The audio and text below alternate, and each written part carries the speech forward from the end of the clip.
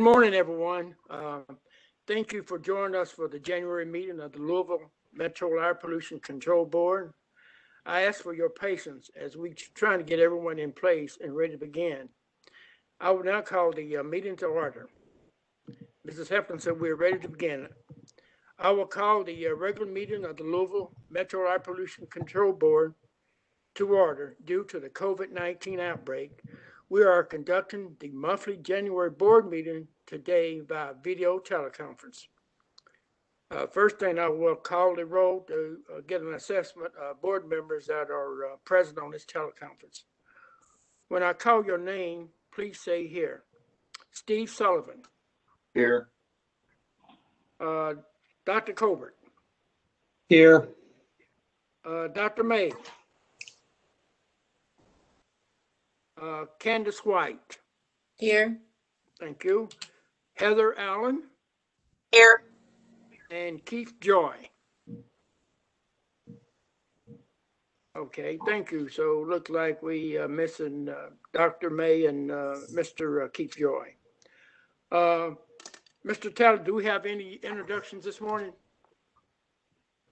No, Chairman, we do not. Okay. Do we have any public recognitions this morning, Mr. Talley? No, sir. Thank you. The minutes of the meeting held January 16, 2020 were distributed for your review. Are there any changes to the minutes by board members or any upgrades? Okay, hearing none, the minutes stand approved for the January 16th meeting. Thank you very much. Moving on to public comment, Mrs. Hampton, has anyone registered to make a comment this morning? No, sir, Chairman. Thank you. Has anyone provided written comments this morning? No, sir. Thank you. Are there any other members of the public that wish to make a brief comment on this teleconference? Please raise your hand by teleconference and you will be called on. This is a feature you can find on your list by pressing *3. If joining by phone, you will be called on by Mrs. Hamilton.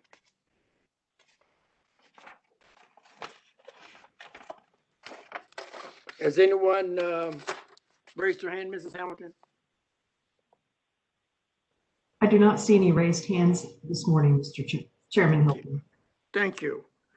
Moving on to unfinished business. There is no unfinished business this morning. There is no new business. No committee reports met since the last meeting. So we're down to the staff report. Mr. Talley, we at the director's report. Thank you. Thank you, Chairman Hilton. And first of all, just good morning to everyone. Glad everyone could be here and take part this morning.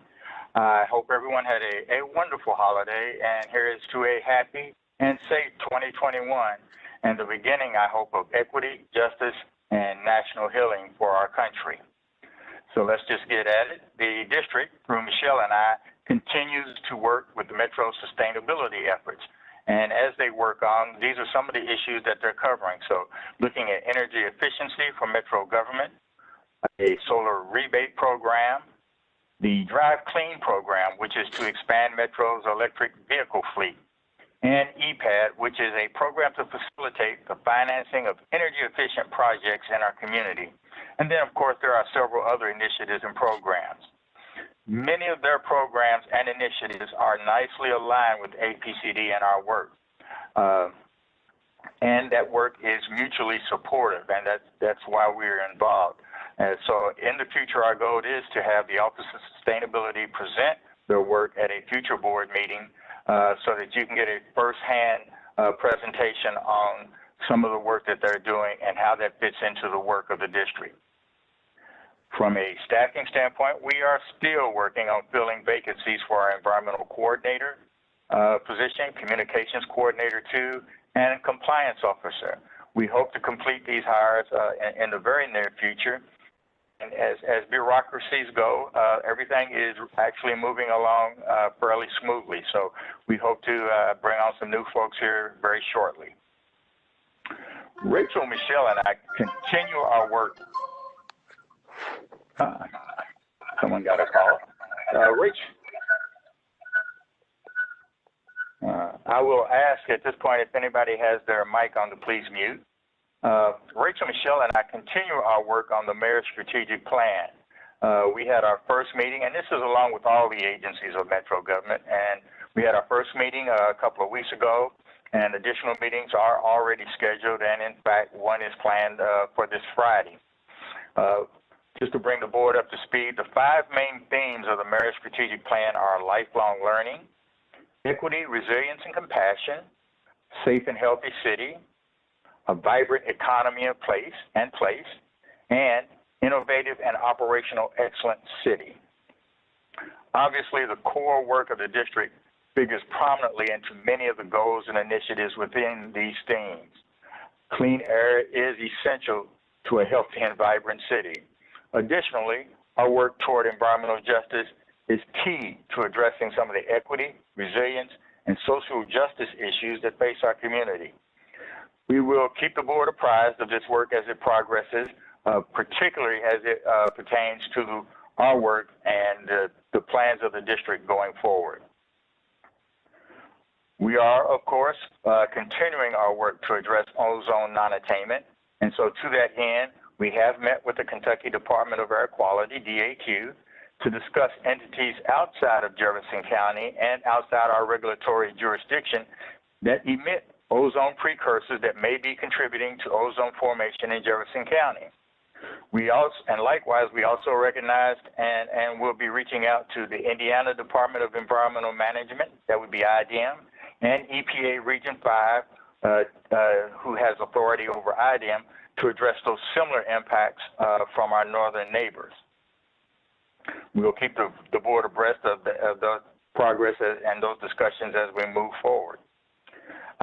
Know that I have highlighted the work that we are continuing to do with EPA on various projects at most of our board meetings. But this morning, I did want to bring you up to date on the progress for the odor app, and that is that EPA has been working on. It has now moved to some internal testing with both an iPhone and an Android version. So I, along with several APCD staff, have downloaded the app, and we've already had the opportunity to provide some preliminary feedback back to EPA. The next step, once some of the early issues that we identify have been addressed, will be to conduct some very limited public testing, maybe around 10 or so testers, and that will be done before we roll that out to the general public. So obviously we are really pleased to be moving forward with this research development project, and as always, we'll keep the board up to date with its progress. On last evening, West Jefferson County Community Task Force had their monthly meeting, and the presenters last night were discussions with MSD on a couple of topics. And so the first was on their Water Equity Task Force, which was a first ever cross-sector, multi-city, several cities involved in that, about 6 or 7, endeavor to intentionally make water management outcomes and processes equitable. The project aimed to increase understanding of the challenges, the opportunities, and promising interventions to promote equitable water management in each participating site, and this, of course, would also play out at the national level. It really concentrated and provided for discussion on workforce solutions built around equity and procurement, with over about $1 billion of projects scheduled over the next 5 years by MSD, which they want to make sure are available to minority participation through vendors and through job creation. The second presentation last evening was one on MSD's odor platform and odor control master plan. Damon Talley, their operations director for treatment facilities, and Robin Birch, odor control of biosolids program manager, led that presentation. As you know, the odor control master plan, along with the communications plan, an updated complaint process, catch basin repair and maintenance, and other components that were discussed last night are included in the APCD ABO, the agreed board order that we have with MSD, which of course now is a very nice segue for me to update the board that the district's ABO with MSD covering their odor control master plan and the other related issues will be brought to the board at the February meeting instead of this month. The delay was because MSD needs to present that final agreed upon ABO to their board, which doesn't meet until this Monday. They do not expect any objections or changes from their board. So unless there are any questions from the board for me at this time, next up as a part of the director's report is a presentation of the APCD Air Toxics Data Reporting Report, which was included in the documents that were provided to the board. We're very excited about finally bringing this to the board and ultimately to the community. What we really need from the board is to let us know if we're hitting the mark, if the information is understandable, if it's giving folks what you think they need to hear about air toxics in our community. And so with that, I will turn this over to Rachel, and she will lead us into that presentation. Thank you very much, Director Talley. And good morning, everyone. It is a pleasure to be with you today. Lots of things going on in the world as we meet. So Director Talley is absolutely correct. We are providing a draft copy of the proposed air toxics report for the board and for the public to take a look at. We want to be sure that this is going to provide information that's helpful, and it needs a little bit of background. Please rest assured, we're going to go through this process a little bit slowly. We have some brand new board members and want to be sure that we're all on the same page of sheet music with this report as we go forward. So we're going to start out real slowly here today. First thing I want to let you know, Andy, if you'll go to the next slide, is that when we started talking about this project, our firearms training site is the air monitoring site that we referred to. We've since renamed that site to the Algonquin Parkway Air Monitoring Site. What you see before you is a copy of the Kentucky Annual Ambient Air Monitoring Network Plan that includes all of the monitors in the state of Kentucky, including those that are operated by APCD. But as with all of our other air monitoring sites, they're named for the places where they're located, not for a site operation that may take place there. We wanted a little consistency across our own platform. So with that, Andy, before you do that, all right. We've been before the board with a number of different presentations over the last 4 years. In fact, we started this project and announced this project to the board on April 17th of 2017. So at the end of this presentation, you're going to find all the presentations that we've made to the board linked, as well as a link to the APCD US EPA Regional Applied Research Effort Next Generation Emissions Measurement Project. That's the RARE project we talked about, where you'll see some of our work that's taken place over the past couple of years presented. Okay, so to get us started, excuse me, wanted to be sure that we kind of filled folks in on one of the first features here. What we're talking about is data that will be monitored from an automatic gas chromatograph. We've added that at our Algonquin Parkway site. That happened in late 2017. We've hired an incredible environmental chemist, Andrea Cooley, in early 2018 to help us run this new equipment. It is something different.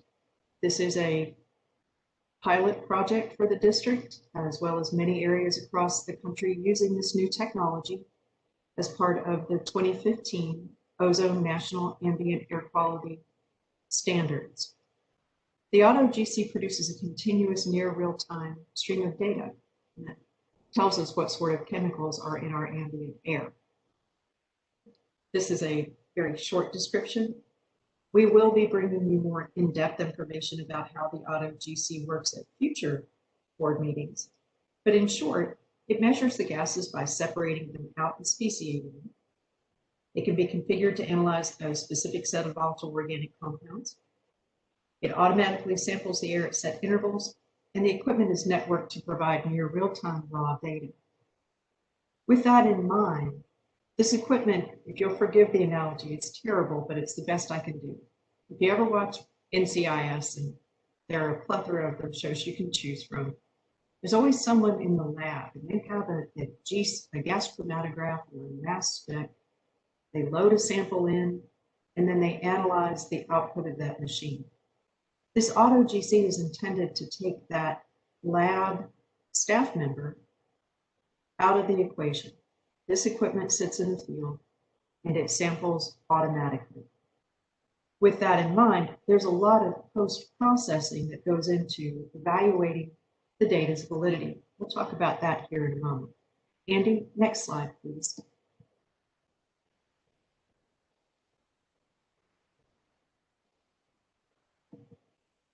So for many in our audience today, they're familiar with a research project that was done in the early 2000s, the West Louisville Air Toxics Study. It's a very large study, and it's very impactful in terms of our strategic toxic air reduction program.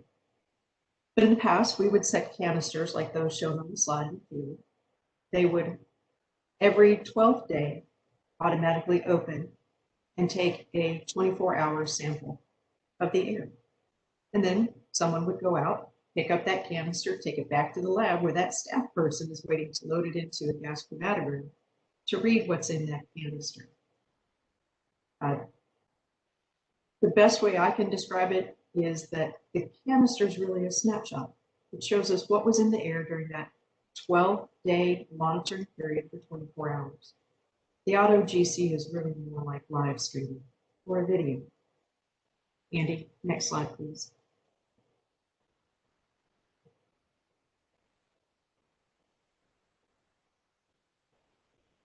To try to orient folks, we're really talking about a number of different projects here.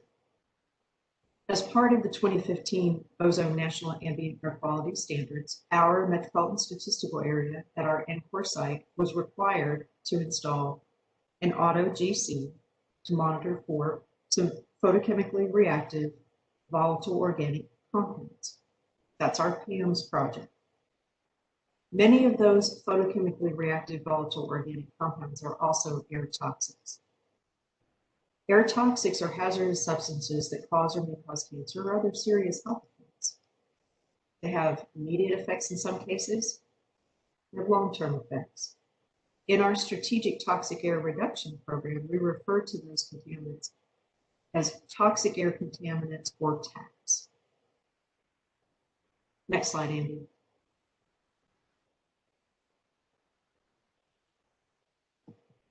So knowing that we were going to be monitoring for a suite of photochemically reactive volatile organic compounds, many of which are also air toxics, at our Cannons Lane air monitoring site near St. Matthews, we realized that for us here locally, we needed to look closer to the source where many of those emissions come from. And that was at the time our firearms training site, which served as the site of maximum impact during that West Louisville air toxics study.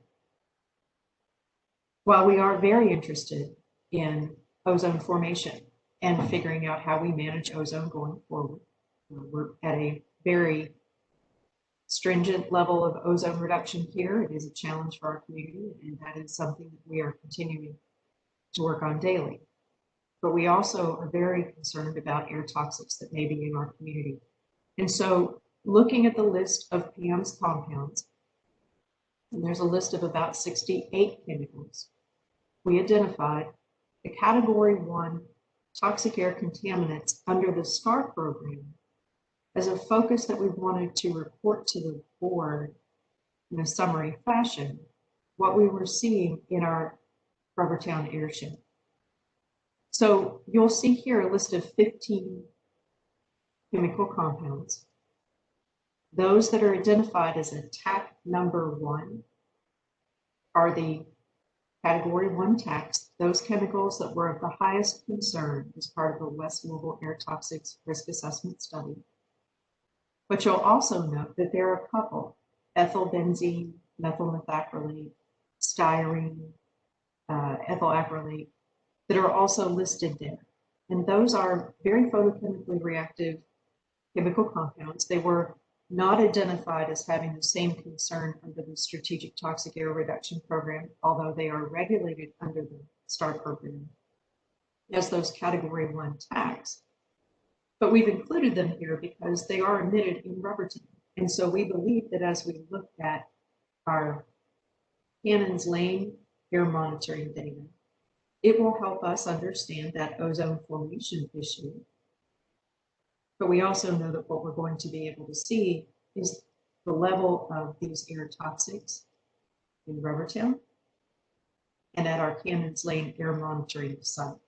So at this point, we're proposing to summarize these chemicals for the board, but I want to let you know, and we'll get to it here later in the presentation, that we are also reporting additional compounds for those photochemically reactive HAMS compounds on Louisville Air Watch. Andy, next slide, please. So this is where we're at today and why we're coming before the board. As I mentioned, we want to provide a summary of data for you so that on a monthly basis, the board sees what's in our airshed. The data is preliminary. It is subject to change based on findings and subsequent data validation evaluations. Compounds may be added or removed based on the assessed data quality via the quality assurance process. And I really have to give high praise to Louisville's air monitoring group, Brian Harris, Andrea Poole, Lori DeWitt, the field staff led by Tom Law, Colette McConville, and Starlet Raj. Because this is a new technology, our staff have become national leaders in the implementation and standing up of the equipment, and also in quality assurance and validation of that equipment. Compounds that are shown in green, the district has high confidence in that data and its quality. It requires a little less post-processing to some extent. Compounds that are shown in yellow are ones where the district has concerns about the confidence in the data due to either interference from another compound co-eluting, or in some cases, because the equipment is constantly in the field, being sure that we're not seeing a legacy compound or a phantom compound or contaminant. So, moving over to the right-hand column, the far right-hand column, you're going to see a column there that talks about percent recovery. And that's important to understand because APCD automatically quality assures the data on a daily basis. We do quality checks. When we do that quality check, it takes some of that data out of the daily total. That's a check. It's not collecting data that we're going to report because we want to be sure what we're reporting is as good as it can be.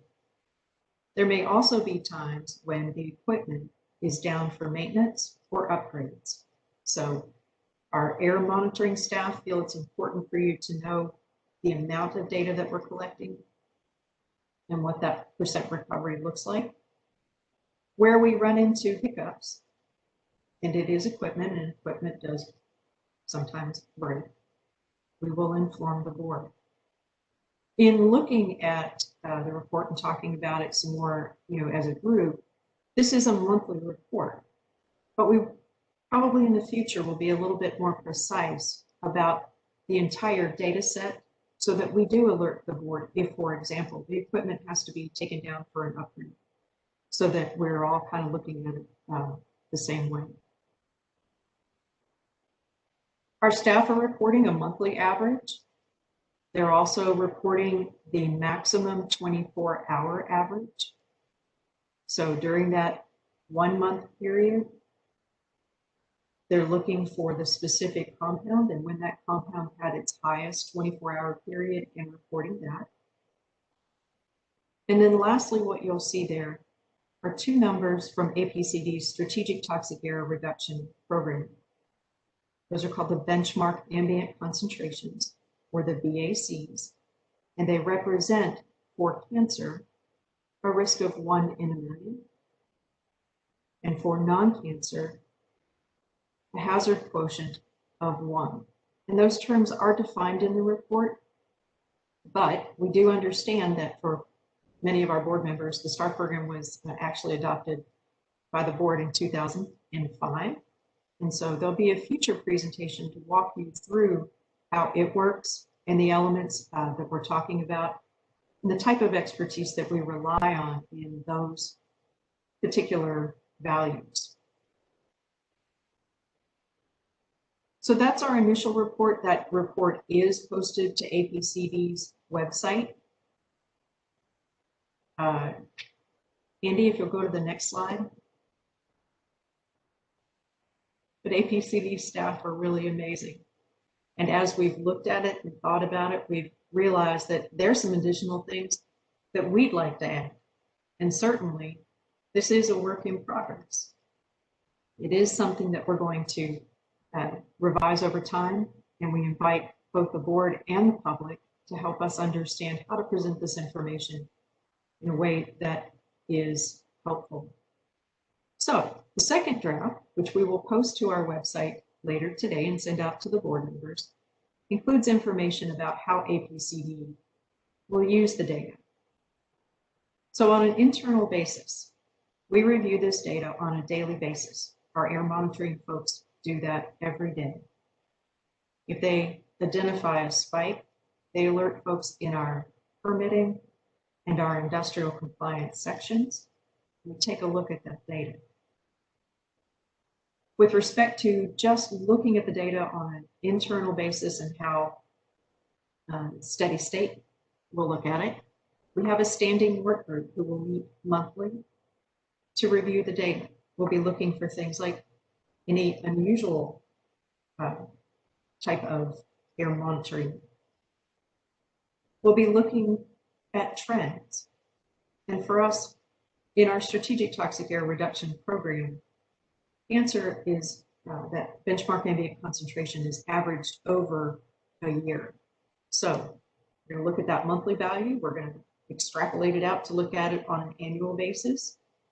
And that will help us determine if there is something that we need to address through our industrial compliance program or some other regulatory feature.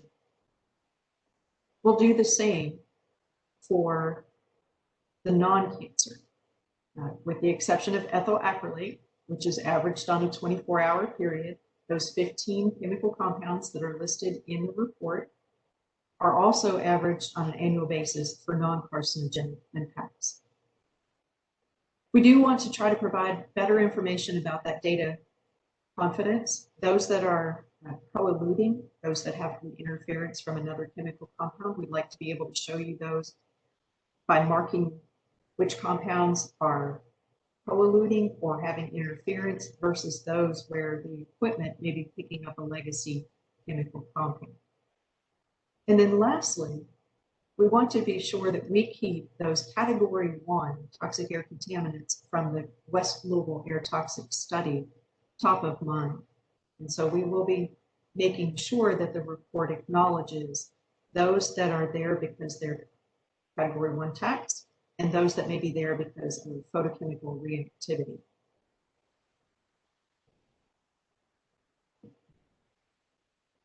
Go back to the real quick. Don't move it, Andy.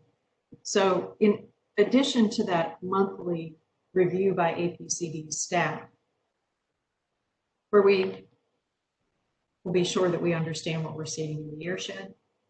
So it may be used to investigate emission sources, but it may be used in future risk assessments like the West Louisville air toxic study. Now, risk assessment is important because it will help determine how residents living, working, and going to school in the area may be exposed to harmful levels of ambient air toxic concentrations. It can help us identify what, if any, increased health risks they may face, and identify if additional emission reductions may be necessary. And in some cases, APCD may conduct additional air toxics monitoring as part of a special study. Okay, if you'll go to the next slide. So as I said, the board report is going to focus on 15 chemicals of concern. The Category 1 tax and those highly photochemically reactive VOCs emitted in Rubbertown. But we are reporting other volatile organic compounds with confidence on our website that are part of that fuller suite of volatile organic compounds that we'll be monitoring for camps, both at Algonquin Parkway and our Cannons Lane site. You'll see down there that there is a link for Louisville Air Watch. There's also a link to the West Louisville Air Toxics Study in the presentation. And then Andy, if you would, 1 second. It's hard to see on here, and for that I apologize. We will be going through and providing additional information about Louisville Air Watch in a future presentation. So next slide, Andy. These are our prior presentations to the board. They are all linked here for you all to review at your leisure. There's also a link to the RARE program on APCD's website. And Andy, next slide, please. These are the next steps. We want to get the board and share additional information, starting out with how an auto GC works, because it is different than the type of air monitoring that we've done in the past. How the STAR program works here in Louisville, and how really groundbreaking that is as a regulatory program. To go into detail about what you can find on Louisville Air Watch and where, not just about air toxics, but also about our criteria for monitoring. We're going to continue to take suggestions on the draft air toxics report. And then ultimately we'll finalize the air toxics report. And I'll just put an asterisk, and should have done that when I made the presentation at the end of that this is going to be a work in progress. And so we will always invite comments and suggestions on how to improve that report for both the board and community. And Andy, I think my last slide is just questions. And so with that, Chairman Hilton, I will say that this is an all APCD project, and that you will be hearing from a variety of my extremely well-versed APCD colleagues as we go forward. And with that, I will turn it over to you, Chairman Hilton.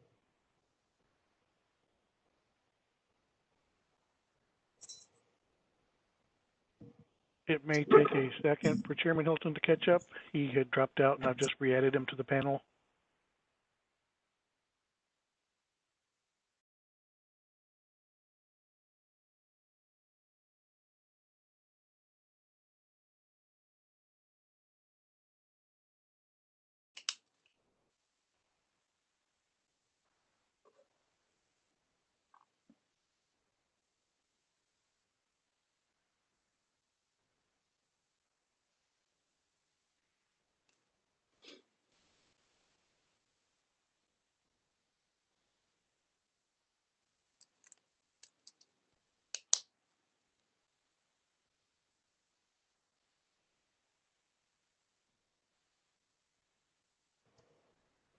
Andy, did we lose Chairman Hilton? He has been re-added, however, his equipment hasn't caught back up with his audio and video. He had dropped out during your presentation, which I noticed when I flipped back over after you ended your presentation. So,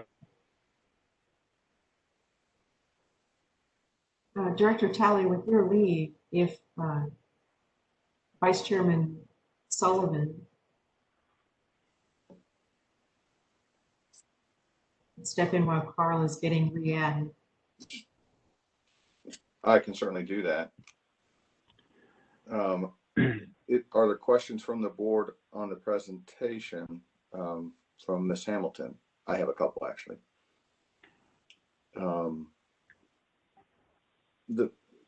The first is, are there maximum contamination levels regulated for these compounds, or is that the same as the back number presented?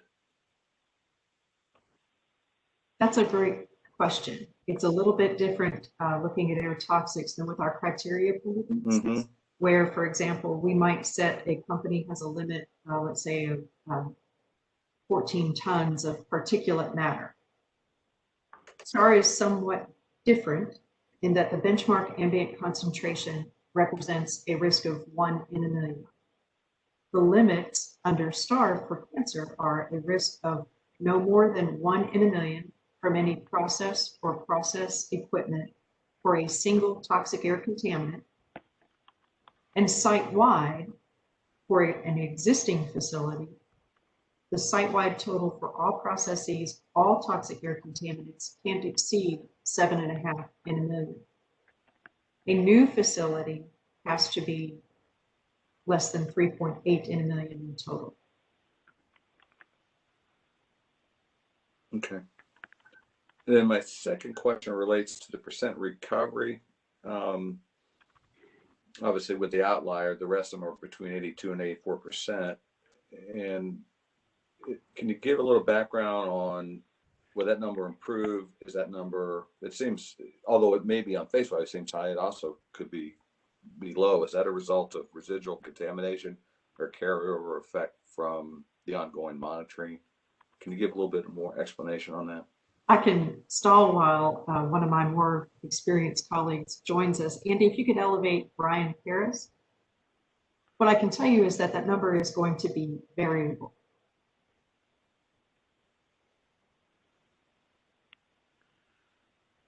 And I guess part of the question too, do the concentrations, are they somehow adjusted for the rate of recovery?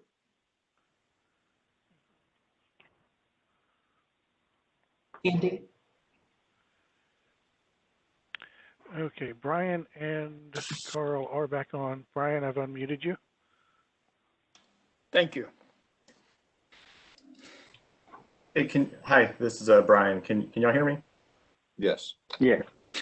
Mr. Sullivan, to answer your question about the data recovery. So, yeah, as you said, most of those parameters are in the 80 to 85% range. So essentially what we're looking at for a maximum potential data recovery is going to be around 85%, because we do run several hours worth of QC checks on a daily basis. So 85% is pretty much going to be your highest data completeness that we're going to see from this system, since it requires several QC checks.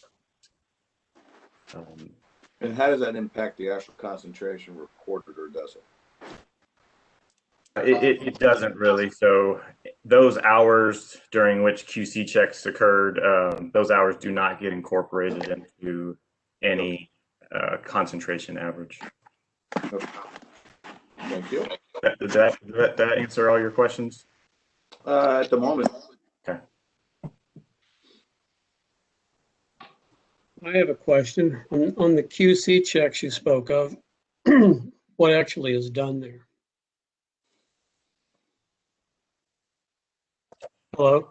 So yes, so we run, we have two different standards that we run. They have a different suite of VOC compounds. So one is more geared towards air toxic contaminants, and one is more geared towards the photochemical reactive VOCs. So there's 2 hours there where we essentially test the machine against a known standard to see what the recovery is. And then we also run some blank test to get an assessment for any contamination that may be occurring in the system. Okay. And in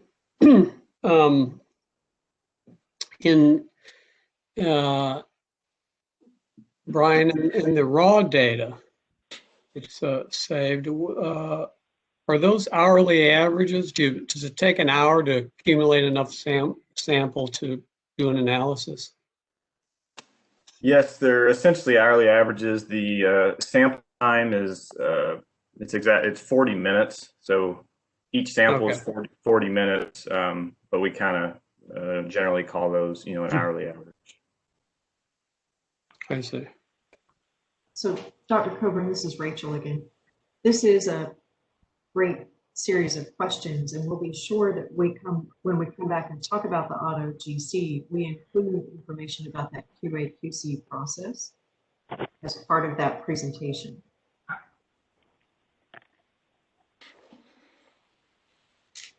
One more question. You have a list of air toxics and then some photochemically important compounds, PAMs. Is there overlap between the two? And also, which are some of the PAMs that have been identified as most important for ozone in Louisville? That's a great question, Dr. Coburn. If you recall in the presentation, that list of chemical compounds that have the tax identified, those that are identified as category 1 tax were those identified in the West Louisville air toxic studies having the highest risk. But we regulate 188 of the hazardous air pollutants as part of those air toxics for STAR. So those other compounds that are shown as category 2 or category 4 are also regulated as air toxics under the Strategic Toxic Air Reduction Program. We selected them as part of the suite of monitoring to focus on at Algonquin Parkway, because when we looked at the emissions inventory for chemicals that were emitted in the Rubbertown airshed, those chemicals were the most highly photochemically reactive, and they were emitted in a substantial quantity. And Brian, Billy, feel free to jump in if you have additional comment. The short answer is yes, there is overlap. They are both air toxics and photochemically reactive.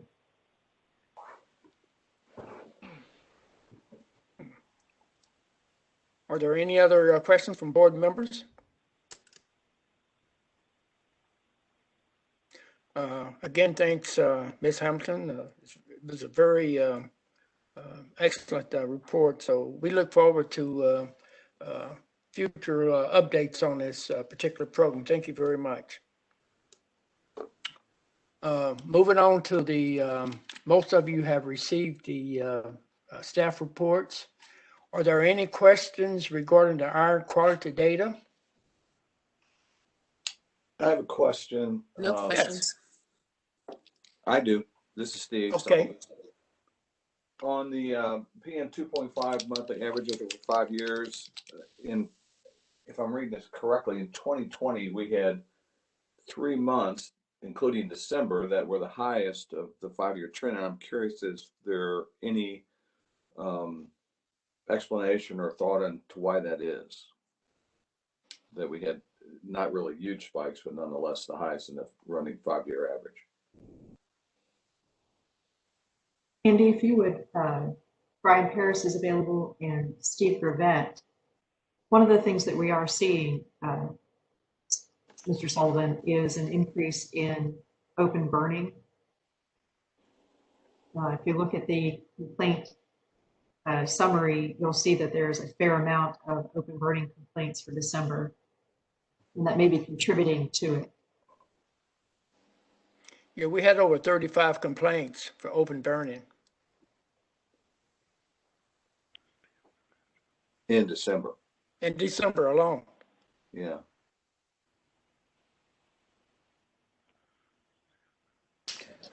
Let me just suggest something else.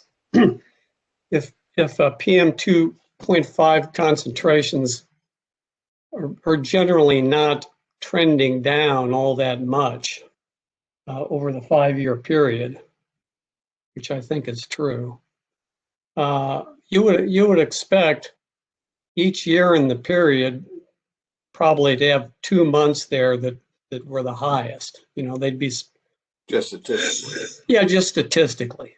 You, so statistically, I think you'd probably expect a couple in 2020 anyway. Okay. So having three, I don't think you can draw too much from that. Okay. Any other questions regarding the air quality data? The enforcement status report, I noticed we have two large penalties that were added last month. I will not call out the companies, but they pretty sizable penalties that have been assessed for two companies. Any questions regarding the enforcement status report? Moving on to the excess emission report. Or any questions regarding that report? I noticed one thing on the excess emission. It says a summary up to, is that right, for September 2020? Did I read that wrong? Is that for the whole year of the excess emissions? Is that just for the month of December, or is that for the whole year on that report? I copied that report, that printed out, but it didn't come out right. So maybe just a nomenclature on it on the top heading of the report. Also, we also mentioned the complaint investigation report that we had quite a few open burning violations. Also, it was very